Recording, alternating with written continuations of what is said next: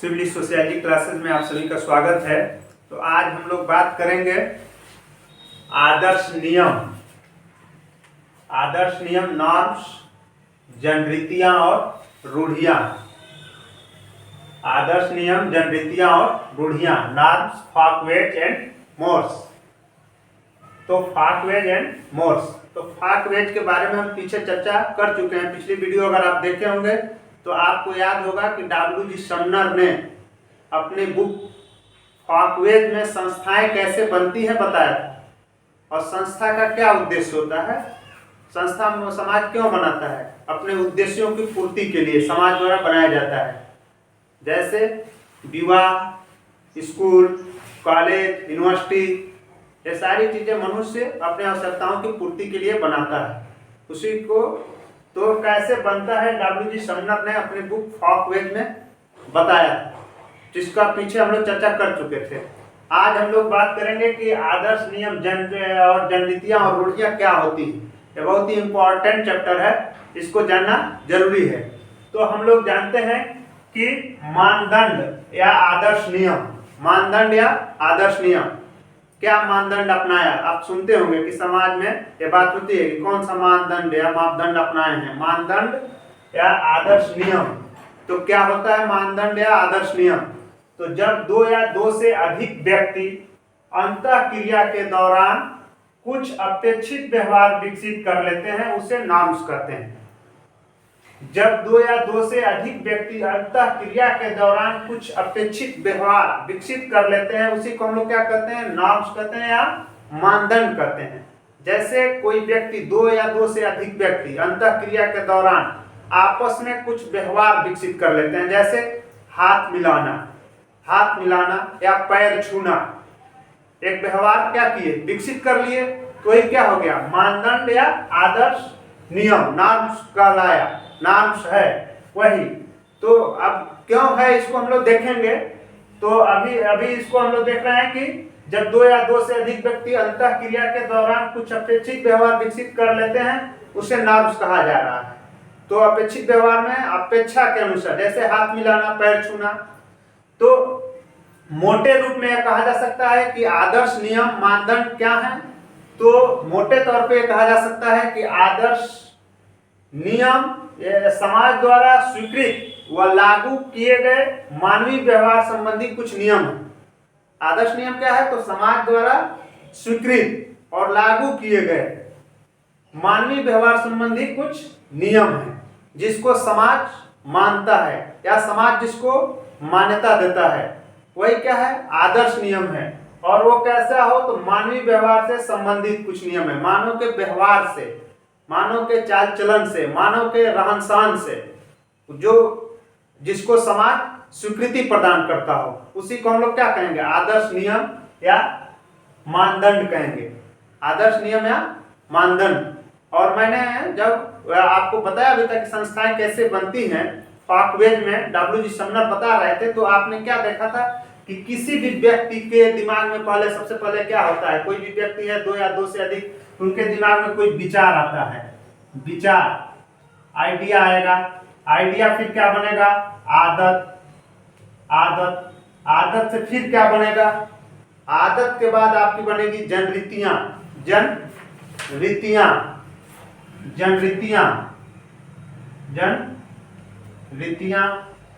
जनरीतियां के बाद क्या बनेगी, तो प्रथाएं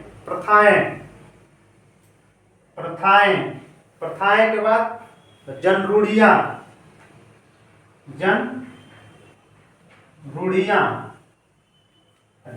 के बाद संस्था। ये चीजें वहां पे आपको मैंने बताया था कि कैसे बनती हैं। अपने बुक उन्होंने फॉकवेज में संस्था कैसे बनती है बताया था। लेकिन यहाँ पे हम लोग ये देखेंगे कि आदर्श नियम और जनरीतियां और रूढ़ियां क्या होती है। तो आदर्श नियम क्या होता है, तो समाज द्वारा स्वीकृत नियम है या समाज द्वारा स्वीकृत व्यवहार है, जो मानवीय व्यवहार संबंधी कुछ नियम है जो समाज पे लागू किया गया है, मोटे तौर पे इसको कहा जा सकता है। तो अब आदर्श नियम के बारे में रॉबर्ट ब्रिस्टिट क्या कर रहे हैं, रॉबर्ट दृष्टिट, देखा जाए तो रॉबर्ट दृष्टिट कह रहे हैं कि कानून, संविधि, नियम, अधिनियम, प्रथाएं, जनरीतियां या लोकरीतियां, रूढ़ियां या लोकाचार, निषेध, फैशन, संस्कार, धार्मिक क्रियाएं, उत्सव, परंपराएं, शिष्टाचार, आदर्श नियमों के प्रकार हैं।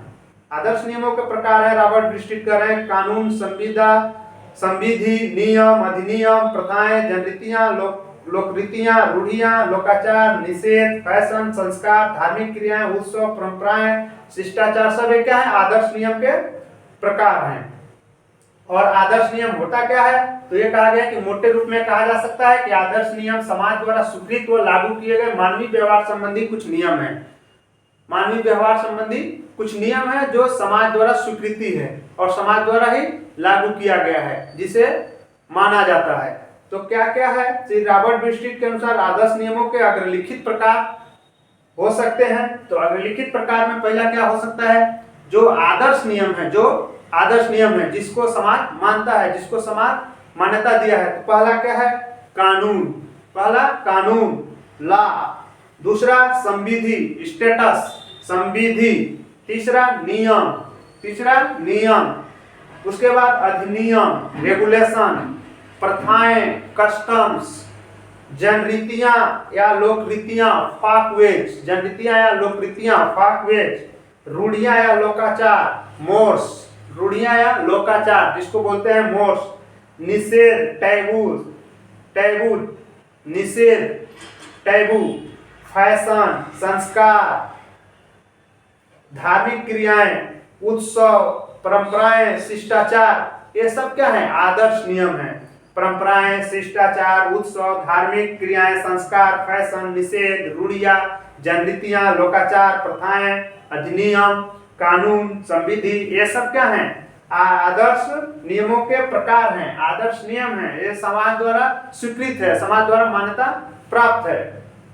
तो जो पहला है उसे हम लोग देखें तो पहला कानून। कानून क्या है? कानून पूर्णतः राज्य का विशेषाधिकार होता है। कानून पूर्णतः राज्य का विशेषाधिकार है। यह राज्य द्वारा स्थापित वो नियम है जिसके तोड़े जाने पर राज्य दंडित करता है। ये क्या है? आदर्श नियम है। स्वीकृत है राज्य के द्वारा कि अगर जो भी नियम राज्य के द्वारा बनाया गया है उसको तोड़ेंगे तो राज्य आपको क्या करेगा? दंडित करेगा। राज्य आपको दंडित करेगा, उसी को क्या कहते हैं? कानून। तो उसी तरह से समाज भी बहुत सारे नियम और तौर तरीका बनाए हैं, जिसमें आपका प्रथा किसको बोलेंगे? तो प्रथा किसको बोलेंगे? तो समाज में किसी कार्य करने का स्थापित तौर तरीका, समाज में किसी कार्य करने का स्थापित तौर तरीका को हम लोग बोलते थे कस्टम्स, प्रथाएं बोलते थे। जब समाज में किसी चीज को करने का, जो कार्य करने का तौर तरीका होता था। मान लीजिए हम एक उदाहरण के द्वारा आपको समझा रहे हैं कि जैसे आप बाल विवाह की प्रथा देखे होंगे, या दहेज प्रथा, या सती प्रथा। तो पुराने समय में बाल विवाह का कंसेप्ट कैसे आया? तो पुराने समय में लोग अपने बिटिया का या अपने लड़की का शादी जल्दी क्यों किए? तो एक कार्य करने का एक तौर तरीका उस समय बना। क्यों बना? कि बाहरी आक्रमणकारियों से या लोगों से अपने गर्ल्स को सुरक्षित रखने के लिए तुरंत पहले ही शादी कर देते थे, कम एज में शादी कर देते थे। अब वो कुप्रथा कब बन जाता है? जब समाज में वो समस्या न हो और उसको आज के डेट में भी लोग फॉलो कर रहे हो। आज के डेट में वो कोई आपके बहन बेटी को कोई जबरदस्ती शादी नहीं कर रहा है, या लेकर नहीं भगा रहा है, या किडनैप नहीं कर रहा है, क्योंकि आज समाज में क्या है? तो संविधान लागू है, नियम और कानून लागू है। तो जब कोई प्रथा, कार्य करने का तौर तरीका उस समाज के हिसाब से, उस समय के पर्सपेक्टिव में बनाया गया था, तो जब वो न रहे उसके बाद भी उसको अगर फॉलो कर रहे हैं उसके बाद भी, तो वो क्या बन जाएगा? कुप्रथा। जैसे दहेज, इस समय क्या है? कुप्रथा है, दहेज प्रथा। अब उस समय कन्यादान का कंसेप्ट था, तो उसको आप कन्यादान से दहेज को मत जोड़िए। एक तौर तरीका था समाज में कार्य करने का, स्थापित तौर तरीका था कि पिता अपने बेटी का कन्यादान करता था, वर के हाथ में, वो अपने लड़की के हाथ को देता था। लेकिन आज के डेट में उसको पैसे से तुलना कर लिया गया, दहेज। तो ये जो समाज में क्या बन गई? समस्याएं बन गई। तो ये कुप्रथा हो गया। समाज में वो समस्या आज के डेट में विद्यमान नहीं है जो उस पर्सपेक्टिव में था, लेकिन आज भी उसको लोग फॉलो कर रहे हैं। तो प्रथा क्या है? तो समाज में किसी कार्य करने का तौर तरीका है, स्थापित तौर तरीका है। और जब वो समाज में वो समस्या न रहे, उसको फिर भी फॉलो कर रहे हैं, तो वो बन जाएगा कुप्रथा। ठीक है, फिर क्या है, जनरीतियां क्या हैं, मेन यहाँ देखना है फाकवेज क्या है। डब्ल्यू.जी. समनर अपनी बुक फाकवेज लिखते भी हैं, इसमें सारी इस चीजों का उल्लेख है कि संस्था कैसे बनेगी। तो देखिए कैसे फाकवेज क्या है, जनरीतियां क्या है। पहले किसी के दिमाग में विचार आया, कोई कार्य करने का तौर तरीका, स्थापित तौर तरीका, फिर वो आदत बन गई, सारे लोग उसको करने लगे, फिर वो जनरीतियां कैसे बनी।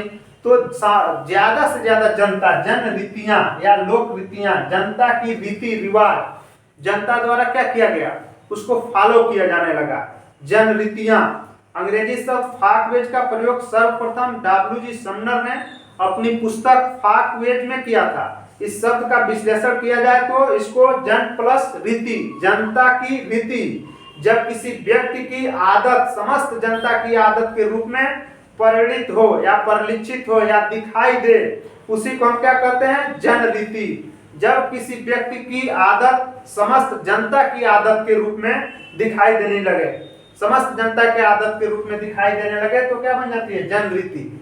और जनरीति में जैसे गुरु का पैर छूना, गुरु का पैर छूना, बड़ों को नमस्ते करना, तो ये सब क्या है, जनरीति है। जनरीति को तोड़ने पर क्या है, थोड़ा हल्का फुल्का दंड दिया जाएगा। जनरीति को आप चाहें तो किसी का पैर छू भी सकते हैं, नहीं भी छूते हैं, लेकिन समाज में स्वीकृत है कि बड़ों का पैर छूना चाहिए, बड़ों का सम्मान करना चाहिए। तो ये जनता का एक रीति रिवाज बन गया है, जो समस्त जनता की आदत के रूप में दिखाई देता है।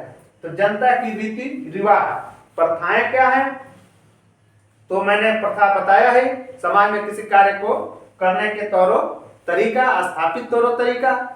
उसके बाद से आते हैं जनरूढ़ियां। जनरूढ़ियां क्या है, तो जनता की सामान्य रीति, अर्थात जनरीतियों में जब कल्याण की भावना मिल जाए, जब कल्याण की भावना मिल जाए, उसी को हम लोग जनरूढ़ियां या लोकाचार कहते हैं। लोकाचार, आचार विचार, लोगों का आचार विचार, इसी को जनरूढ़ियां या लोकाचार कहते हैं। जब क्या हो, जनरीतियों में जो जनता की रीति रिवाज है, उसमें समाज कल्याण की भावना निहित हो जाती है, उसी को हम लोग कहते हैं जन रूढ़िया। और जन रूढ़िया में क्या होगा, इसको तोड़ने पे आपको कठोर दंड देना पड़ेगा, कठोर दंड दिया जाता है, समझ रहे हैं। जो ये आपका लोक कल्याण की भावना से रिलेटेड हो गई जन रूढ़िया, तो इसको अगर तोड़ेंगे तो आपको कठोर दंड दिया जाएगा। जैसे आप अगर रोड पे नंगे घूमे तो आपको दंड दिया जाएगा, कठोर दंड दिया जाएगा, क्योंकि ये जनरूढ़िया क्या है, जब जनरीतियां में लोक कल्याण की भावना निहित हो जाए, जनता के रीति रिवाज में लोक कल्याण का भावना निहित हो जाएगी, उसी को हम लोग जनरूढ़िया कहेंगे। तो ये आपका जनरीतियां, रूढ़ियां, आदर्श नियम क्या होता है, इसको हम लोगों ने जाना। और इसको जानने के लिए आपने डब्ल्यू.जी. समनर की बुक फाकवेज में हम लोग जब देखेंगे तो देखेंगे कि कैसे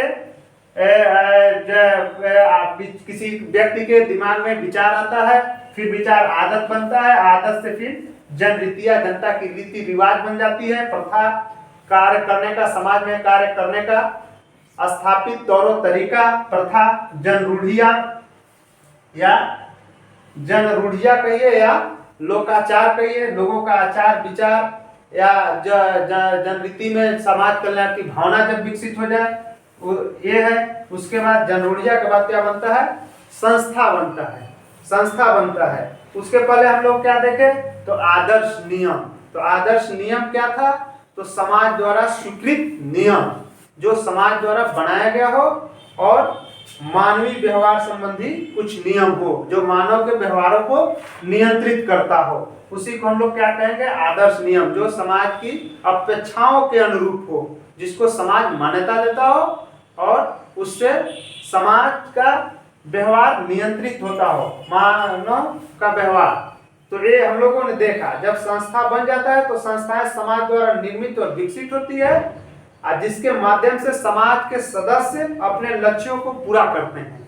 संस्था बनाकर अपने लक्ष्य को पूरा करता है समाज, जैसे विवाह, धर्म, शिक्षा, अर्थव्यवस्था आदि क्या है, संस्था है। तो देख रहे हैं कैसे एक लंबी प्रक्रिया के बाद यहाँ तक हम लोग पहुंच रहे हैं, एक लंबी प्रक्रिया के बाद विचार, आदत, जनरीतियां, प्रथा, रूढ़ियां, संस्था लास्ट में बन रहा है, जिसमें समाज अपने उद्देश्यों की पूर्ति कर रहा है लास्ट में। तो उसमें बहुत सारा जो नियम और कानून जो बनाया गया है, जो समाज के अनुरूप है, उसी को हम लोग आदर्श नियम कहते हैं। आदर्श नियम क्या क्या था, तो आपने देखा आदर्श नियम क्या था, तो कानून, संविधि, नियम, अधिनियम, प्रथाएं, जनरीतियां, रूढ़ियां, निषेध, फैशन, संस्कार, उत्सव, परंपराएं, शिष्टाचार, ये सब आदर्श नियम के ही प्रकार हैं। ये सब आदर्श नियम के क्या हैं, प्रकार हैं। कि कानून को अगर आप तोड़ेंगे तो आपको दंड मिलेगा। संविधि जो विधि है, विधान बनाई गई है, उसको नहीं तोड़ सकते हैं आप। अधिनियम कि आपको इसी नियम के अनुसार अपने कार्य को करना है। सब कुछ आपको ये जो बनाया समाज द्वारा बनाया गया है, जो दो व्यक्तियों के अंतः क्रिया के दौरान अपेक्षित व्यवहार जो विकसित हुए हैं, जो समाज के भलाई के लिए होते हैं, समाज के अनुरूप होते हैं, वही आदर्श नियम है। तो आज हम लोगों ने ये जाना। आज के लिए इतना ही। धन्यवाद।